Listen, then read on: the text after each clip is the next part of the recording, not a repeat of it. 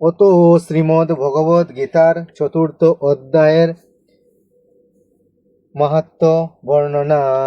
ভগবান বিষ্ণু বললেন, প্রিয় লক্ষ্মী, এবার শ্রীমদ্ ভগবদ গীতার চতুর্থ অধ্যায়ের মহাত্মা বর্ণনা করব।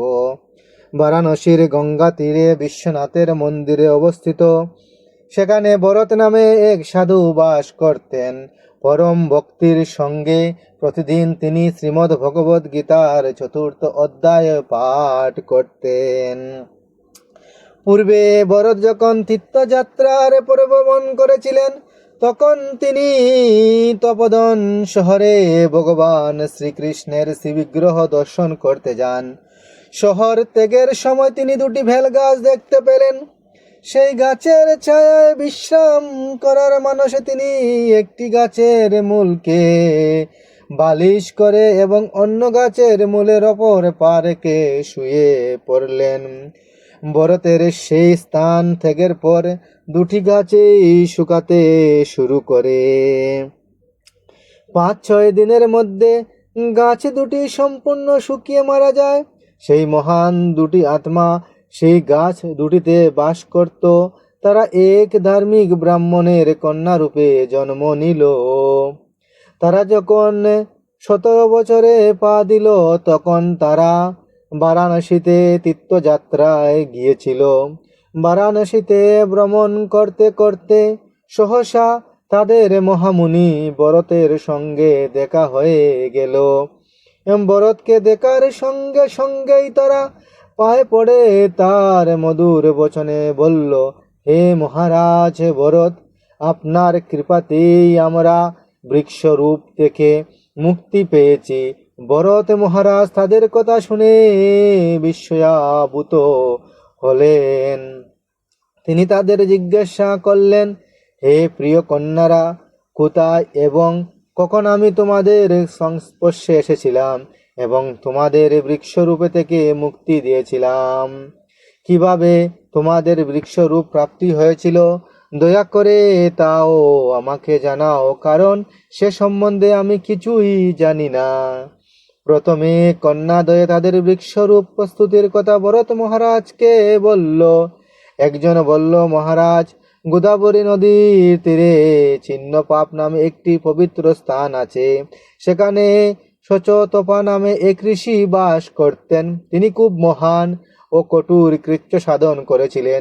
গ্রীষ্মকালে তিনি অনেকগুলো অগ্নিকুণ্ডের মাঝখানে বসতেন এবং শীতকালে শীতল নদীতে দাঁড়িয়ে থাকতেন। কালক্রমে তিনি সম্পূর্ণরূপে বিশুদ্ধ হন এবং ইন্দ্রিয় মনে সম্পূর্ণ সক্ষম হন। এইভাবে ধীরে ধীরে তিনি লীলা পুরুষোত্তম ভগবান শ্রীকৃষ্ণের শ্রীপাদ পদ্ম লাভ করেন। পিতামা ব্রহ্মা প্রতিদিন ঋষি সচত পার দর্শনে যেতেন এবং কৃষ্ণ সেবা সম্বন্ধে তাকে প্রশ্ন করতেন। ইতবসরে সচতপা ঋষির তপস্যা দেখে দেবরাজ ইন্দ্র চিন্তিত হলেন। তিনি ভাবলেন, একদিন সচতপা তাকে তার স্বর্গের রাজপথে উচ্চত করবেন। ইন্দ্র তখন আমাদের দুজনকে ডেকে পাঠালেন। সেই জন্মে আমরা ইন্দ্রের রাজসভার অপ্সরা ছিলাম।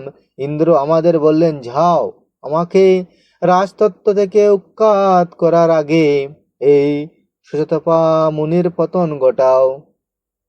গোদাবরী নদীর তীরে সচতপা মুনি যোগ কঠোর তপস্যা করেছিলেন। ইন্দ্রিয়ের নির্দেশে